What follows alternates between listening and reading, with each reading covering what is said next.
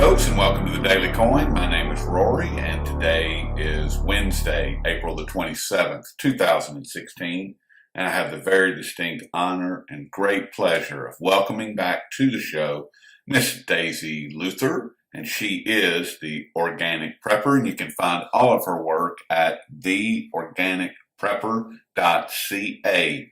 Daisy, how are you today? I'm doing great. Thank you for having me visit today. Well, I'm glad you're here. And what I'd really like to focus on is kind of Venezuela. And as Okay. you have pointed out on numerous occasions, when viewed from afar, one can see exactly what happens during an economic collapse. You've done a great job of kind of following that the whole unfolding nightmare that is happening down there, and this should be something that everyone can look at. They can go and read your work and see exactly what's happening, and there's nothing romanticized about it. There's nothing pretty, and it's just the harsh reality of what could potentially be coming to our shores. And I don't want to look. The way that I want to approach it is we could discuss the hows and the whys, but what I want to focus on are the effects, and that's really what you've been looking at. Yes. Well, we can look back about 3 years when this whole thing with Venezuela really started coming to our attention. And the warning signs were all there. And those are the warning signs that we should be looking at now. They made prepping illegal and called it hoarding, and it was punishable by jail time. And that was the big first sign to me that made me say, "Hey, something's going on over there." When we look back at that, that was kind of the turning point at which we could be aware that the government knew something was going on, but they were still trying to cover. And there's been just tons and tons of propaganda too. And that's always something that you can look for with your own government is when the propaganda starts coming out. Sort of like when Obama made that recent speech and said that the economy is just fine and anyone who says different is a peddler of fiction. Yes. I would say that is very similar to what's going on in Venezuela because they denied for the longest time that they were having an economic collapse.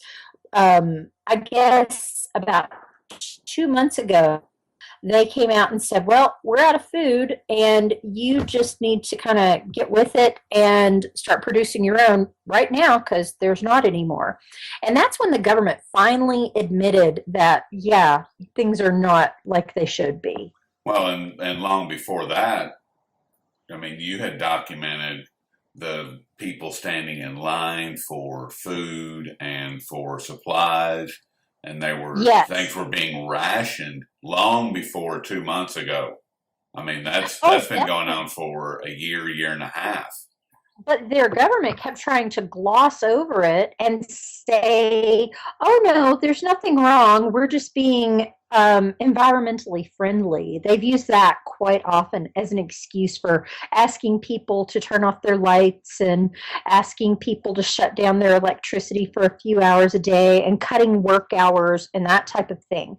Um, they like to say that it isn't because they're having economic problems, that it's just because they're great concern for the environment. Does that And sound it's false. familiar? It certainly Sounds does. exactly like some of the nonsense that we would hear coming out of the TV in this house. I mean, Yep. it's oh my goodness, it's really kind of scary. And I wanted electricity. I wanted to ask you about that and what effects does long term power outages or ration power, like what you were just talking about, say power for only 2 to 6 hours a day. What kind of effects would that have on someone's health or their food supplies or water supplies? Well, it's going to be different from person to person. If somebody is healthy and they don't have any concerns that really require them to stay very warm, very cool, they don't need like a sleep apnea machine for breathing at night. People like that, it's going to be uncomfortable, but you'll be okay. But if, for example, you're an insulin dependent diabetic, you rely on a sleep apnea machine. I have a beloved family member who died after not being able, there was a lengthy power outage, and he wasn't able to use his sleep apnea machine. And sleep apnea can damage your heart to the point that it just gives up. So these things that people don't really think about relying on electricity for are life and death for some people. And what about foods? And first of all, I'm sorry about your family. Thank you. And but what about food? I mean, that if you're only running on a short amount of daily rationed electricity, say 2 to 6 hours, if you have refrigerated food that requires refrigeration, if you don't have some type of alternative, you can forget it, right? I mean, it's going in Yeah. the trash. Yeah, you're going to be in big trouble. I guess in a situation like that, if you do have electricity for a few hours, you can freeze ice and store your food in ice chests. But, it's still iffy because that's definitely not climate controlled. No, And it's such a hot climate down there too. They're a lot closer to the equator than we are, and it's going to be blazing hot. They're not going to have air conditioning, not going to have refrigeration. It's going to get ugly this year. I think that a lot of people are going to get sick. I think so too. If they aren't already, we're just not hearing the reports. Probably so. And because it's going to affect their water supplies. And when you start talking about, because if you don't have electricity to operate the pump, like here in the United States, I mean, 80% of the people live in urban areas and their water comes from a centralized supply system that requires a pump. If there's rationed electricity, that pump is not going to work during those power outages. So now all of a sudden we have the potential for very serious health issues and just across the board serious issues. Yes. I just got a really interesting comment on my website from a gentleman who lives in Venezuela. And if it's okay, I'd like to read that to you Absolutely. because it really sheds a lot of light. Um, no pun intended. In Venezuela, electricity rationing has its definite cause, and it's not just a climactic phenomenon. It means that the government did not make any maintenance to the hydroelectric plant in the past 17 years. In the country, not the city, there is no water and no light. Today, public employees are now only allowed to work 2 days a week. But that's not the only problem in this formula for collapse. The government destroyed local food producers with imported products, transactions that give big dividends for these businesses. Due to exchange controls, producers cannot buy seeds for planting. They have no raw materials, no spare parts for their machines. They cannot produce the quantities needed for a country of 30 million people. People make huge lines for hours to buy the remaining products, to buy medicine. Doctors operate in hospitals with the light of their cell phones and in the social networks ask for medications for their patients who are dying.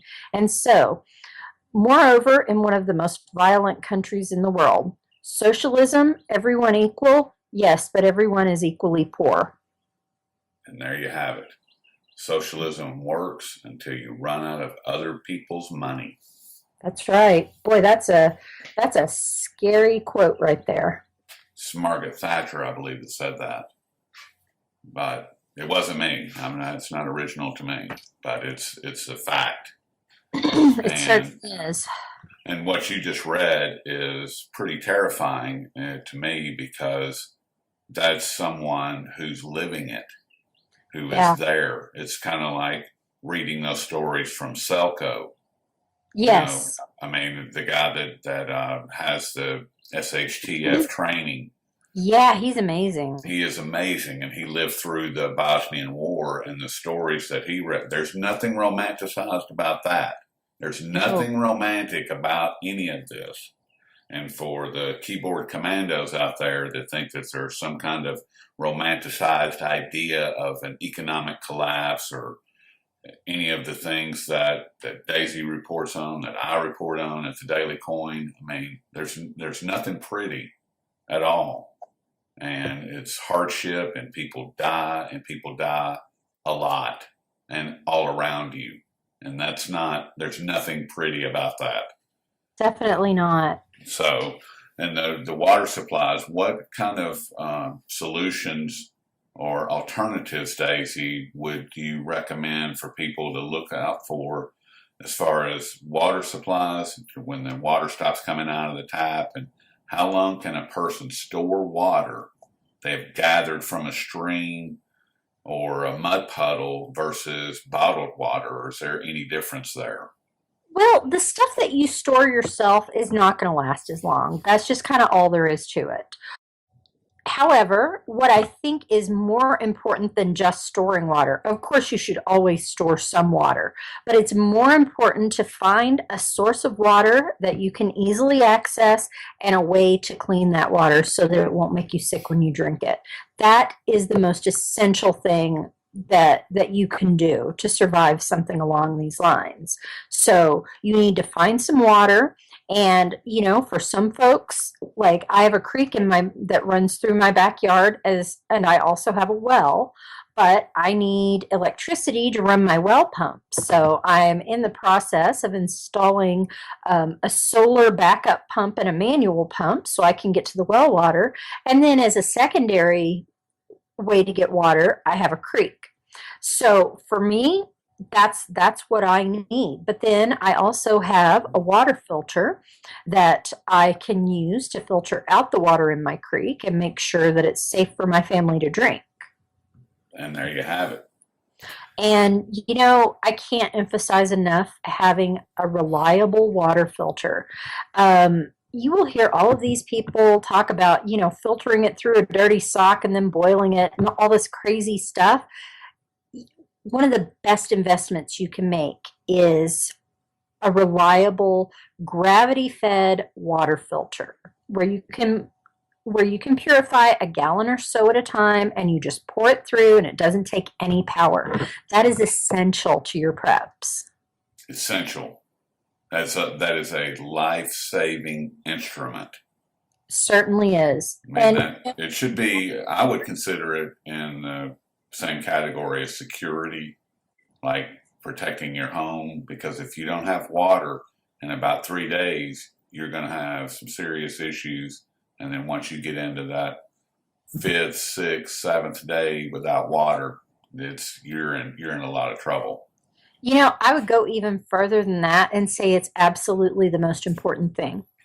If you're only going to do one thing to prep, I mean, which is silly to only do one thing to prep, but if you only want to do one thing, you need to make sure your water preparedness is in order, because it doesn't have to be a massive disaster that affects the entire country Right. before you have an issue. We can just look back a couple of years ago to the different communities around the United States that had chemical spills or algae blooms or something like that and ended up not having any water that people could drink. They had to go buy water if they didn't have already stored water. Could be a situation like in California. Oh, yeah, where there's not a whole lot of water here. Could be a situation, which are two of my favorites to use for this type of discussion, is Katrina and the tornado swarms that hit Alabama and Missouri. I Oh, mean, yeah, you have there's a million different reasons. exactly. So, barter. Want to get into barter just for a minute. And how do you find people that you can trust? And what would be good? What would be a good short list of high value items that would be specific to barter? And this is assuming that you have no existing network of people to rely upon for barter. Well, now see, that makes it difficult because Yes. What I really advise is that you have a system in place before anything bad ever happens.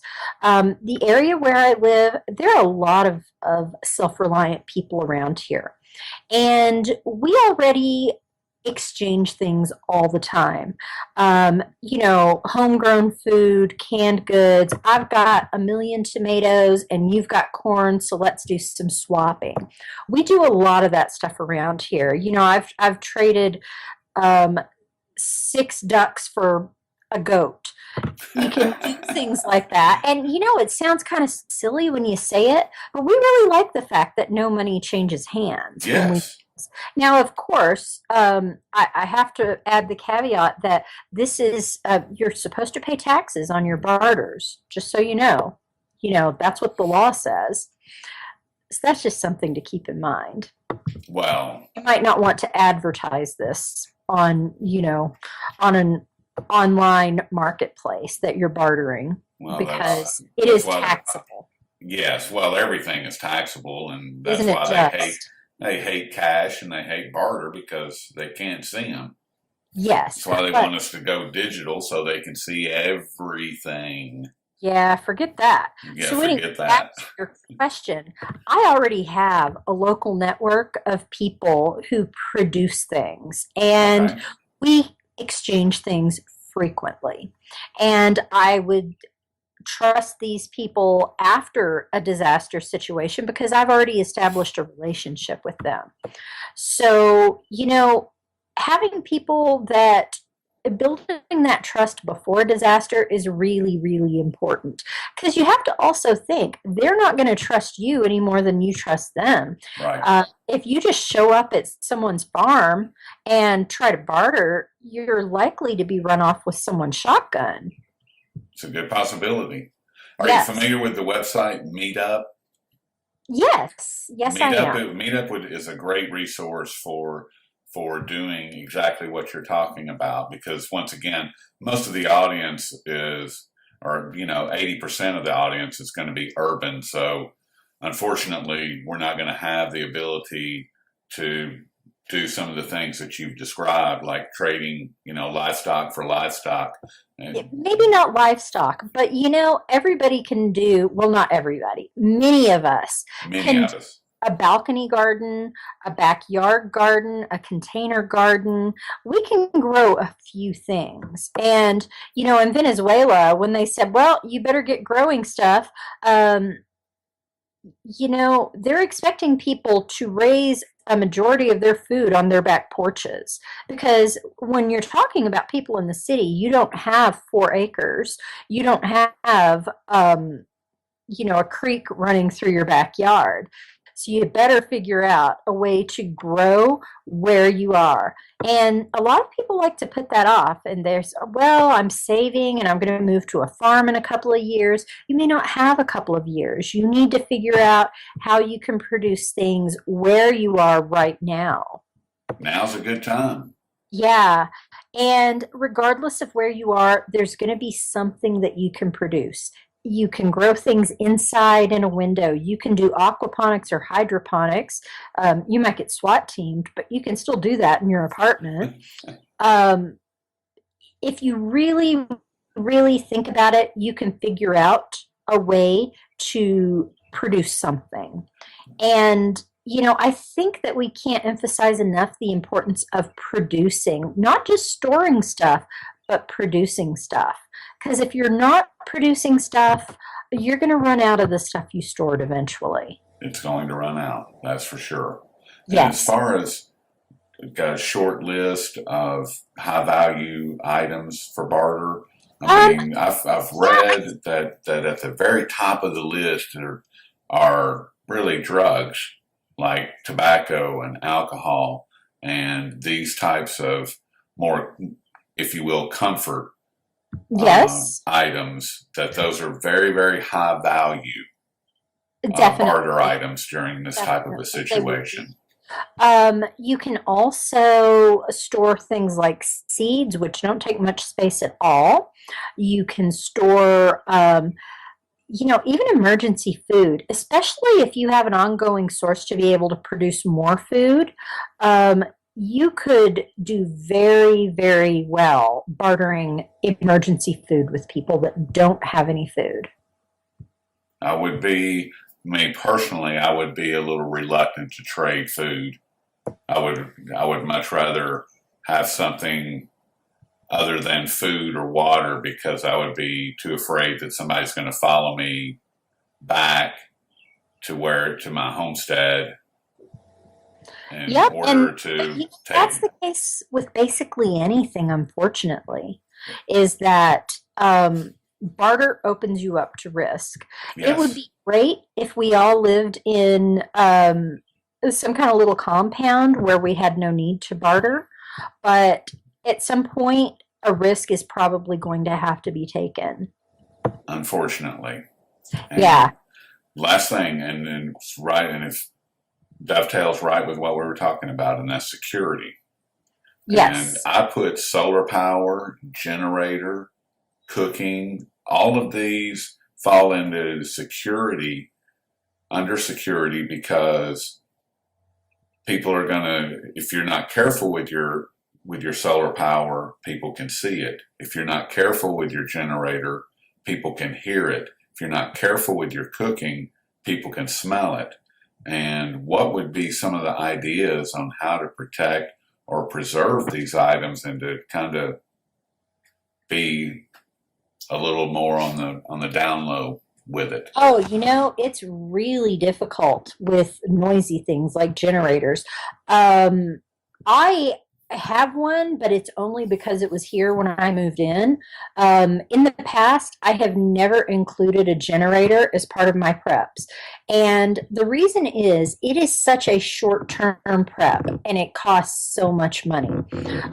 You know how expensive it is to buy a generator. Yes. And if there was some kind of all out epic disaster, are you really going to have the gasoline to run that for very long? Unless you've got massive underground storage tanks, it's pretty limited in how long you're going to be able to use that.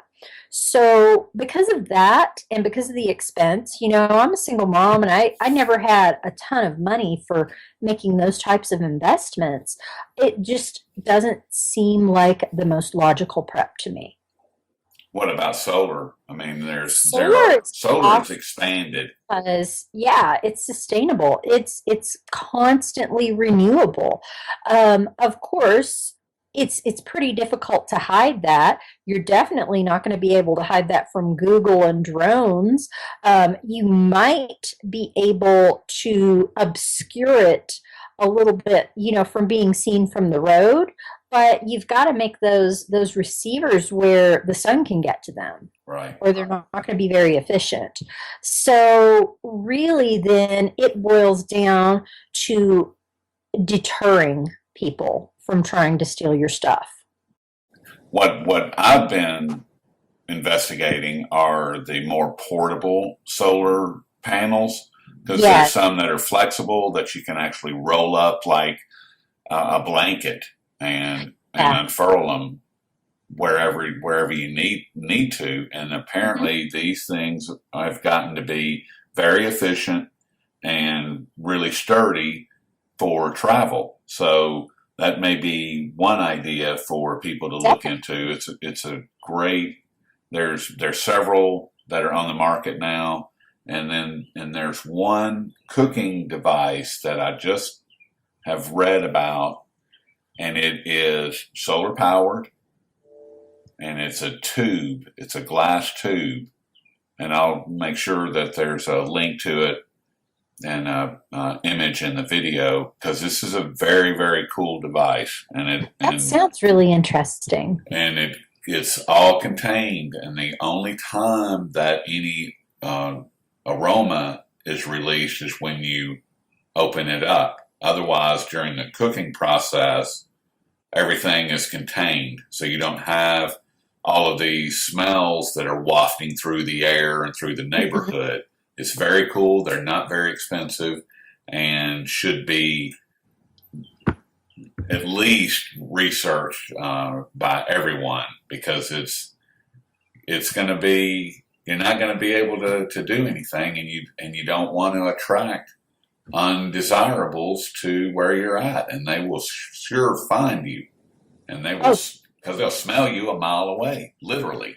well, if I can backtrack just a teeny bit here, Yep, when I decided that a generator was not going to be part of my personal emergency plan, I decided to learn how to function without electricity. There are a lot of ways to function without electricity. And when you do that, first of all, you're much further under the radar because you're basically living like everybody else is. There are a lot of ways you can do it. There are a lot of old fashioned ways to get around needing to plug everything in. And when you have those big solar panels, when you have a noisy generator, you are just putting a target on your homestead. So if you're in a situation where you're not part of a group, or like me, I'm a single mom, um, I don't really foresee the ability to fight off 50 people trying to invade my homestead. So my personal goal is to make it seem like it's not really the most desirable place for them. there you have it. Like you have nothing. Gray Yeah, man. You want to become the exactly. gray man. Exactly. And, we know how to do all sorts of cool old fashioned things, and everybody should know how to do that. You need to learn how to filter your used cooking oil to put in a lamp so that you've got a little bit of light at night. There are lots of small things that you can do to make yourself a little more sustainable that don't require these outrageously expensive investments. Exactly. And there's plenty of ideas out there and plenty of information for people to learn about these ways of protecting yourself and protecting your family, because that's what Mhm. it comes down to. Period. It's about protecting yourself and protecting your family. That's it. And a reality that not a lot of people, or that some people really don't want to accept, you need to have a gun. You need to have firearms and be comfortable enough to use them. If you don't, you you might be fine. You're going to be fine until somebody decides to target you. And at that point, it's kind of game over. So you have to be able to protect yourself.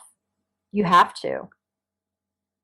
Water, water and lead are at the top of the list, Very because true. if you don't have lead, you can't protect the water. If you can't protect the water, then your family is not going to make it. And it's pretty simple. It's pretty simple math. I mean, I'm not trying to be ugly or rude. It's just the truth. It certainly is. It certainly So is. And, you know, lest it sound as though I want to shoot people, I certainly don't. I hope I never, ever, ever have to use a firearm in defense of myself or my family. And I think that should be everyone's hope, to not ever have to use it. But I intend to have it if I need it. exactly, and that's the whole. Well, and isn't that the basis of this entire conversation? It we, certainly is. we don't we don't want any of these things to happen, but we certainly want to be ready if they do. We want to be prepared in case something either stupid happens or something out of our control happens, and it could be something as simple as a broken bone. I mean, can you imagine what would happen if you, Daisy, had a broken leg and all of a sudden now you, as a single mom, are out of commission? Oh, it would be It would, devastating for it our would be family. difficult. It would be very Yes. difficult. But if you've got all of these different scenarios that are in place, if you've got stored food, if you've got stored water, if you've got ways of taking care of the house, then it makes things a lot easier and a lot less stressful on your Absolutely. family. And Absolutely. how realistic is a broken bone? Oh, incredibly so. Incredibly so. A wrong step can do it, you And there know? you have it. I mean, and that's what we're talking about. We're not talking about the world coming to an end, and heaven forbid something like Venezuela happen here. I mean, I don't want that. I don't wish that on us. I don't wish it on them. I don't wish it on anybody. But Right. the reality of it is that if we're not prepared, then we're not prepared. So And you know, there are a lot of different ways to prep as far as food is concerned. Emergency food is really important. Not only should you have your regular pantry where you've got your regular food stockpiled, but some of the emergency buckets, having those on hand is pretty essential because in a long-term situation like what it looks like in Venezuela, you want something stashed away at the back of your closet for that rainy day because you know the bucket things they're rated to last like 30 years. So you get them, you put them in the back of the closet and you forget them.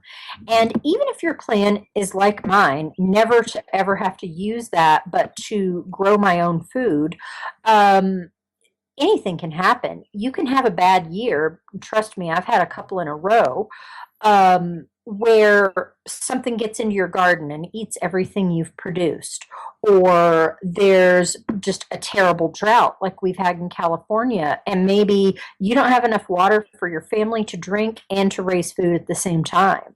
So, having that little insurance policy at the back of your closet is extremely important. couldn't agree more. And that's why my wife and I have that already.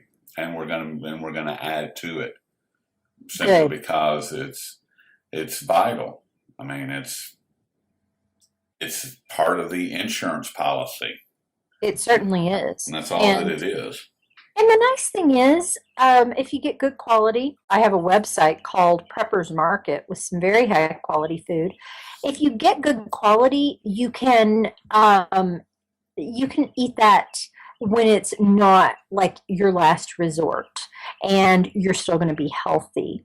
I think it's really important that people don't go blow their money on just the cheapest stuff they can find because you know, especially in an emergency, you want to have something to nourish you, not to just keep your belly full. Exactly.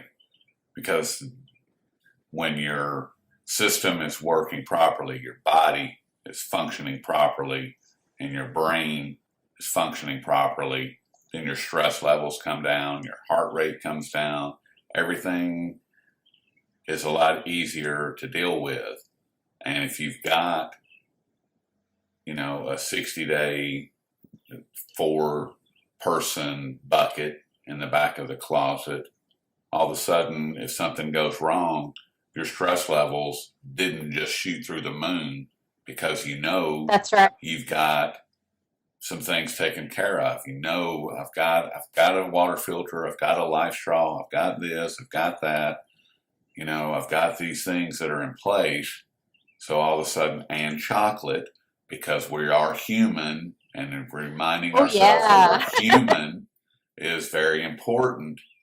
And that's so don't forget the chocolate. Oh, definitely not. Definitely not. And boy, that's the first thing that'll get someone shot coming to my house, going after chocolate. But I mean, when the tornado swarms happened in Alabama, and my wife and I are in Tennessee, we immediately went and got food and water, got with the church that was taking everything down to folks, but we also got like $50 worth of chocolate and put it all in one big bag and put a note in the bag that said, "This is for the children." Right. And the reason that we did that for the reasons that I just explained, is to remind us that we are human. Because in Yes. these times of high stress, what's the point if you're not human? Yeah. What's the point of carrying on? And for a lot of women, it's going to be makeup. For most every person, it's going to be either some type of sweet or chocolate or something like that. It could be a magazine, you know, a sports magazine that helps calm the nerves. But don't forget these things because they are huge. Huge. Very much so. Very much so. And, we can all take lessons about this stuff. Yeah, like it's really important to think about the fact that if you do have these buckets and these treats, don't store them all in the same place. If somebody were to come and raid your house and you're lucky enough to survive it, make sure that what is easily accessible is not everything you have. Don't keep all of your supplies in the same spot. If you've got like a safe room or a hidden room or something like that in your house, if you've got some space out in the woods behind your house so that you can stash some stuff out there, it's really vital not to put everything in the same place. It is. Couldn't agree more. Well, Daisy, is there anything else we should leave them with? No, I think that we've covered a lot here. Just basically watch what's going on there and watch for the same signs here. If you pay attention, you can prepare yourself for the event that something like this occurs in the United States. And a lot of people would argue that it's already happening. It's already beginning. The unfolding is happening. Yes, I would So, definitely agree with that. yeah. So the signs are already there. Don't wait till the train is passing by your neighborhood before you decide that it's time to maybe do something. That's right. So, been speaking with Miss Daisy Luther, and she is the organic prepper, and she has another marketplace called the Preppers Market, and that's at preppersmarket.com, and she is the author. Prepper's Water Survival Guide, Yep, the Organic Canner, and the Pantry Primer. thank you. You're welcome. So, you are a busy, busy young lady. Oh, you're not kidding. And Daisy, we certainly appreciate all your time this afternoon and all the knowledge, and we will talk with you in the not too distant future. Thank you. It's always a pleasure talking with you. Same here. So, thank you so much. You're welcome.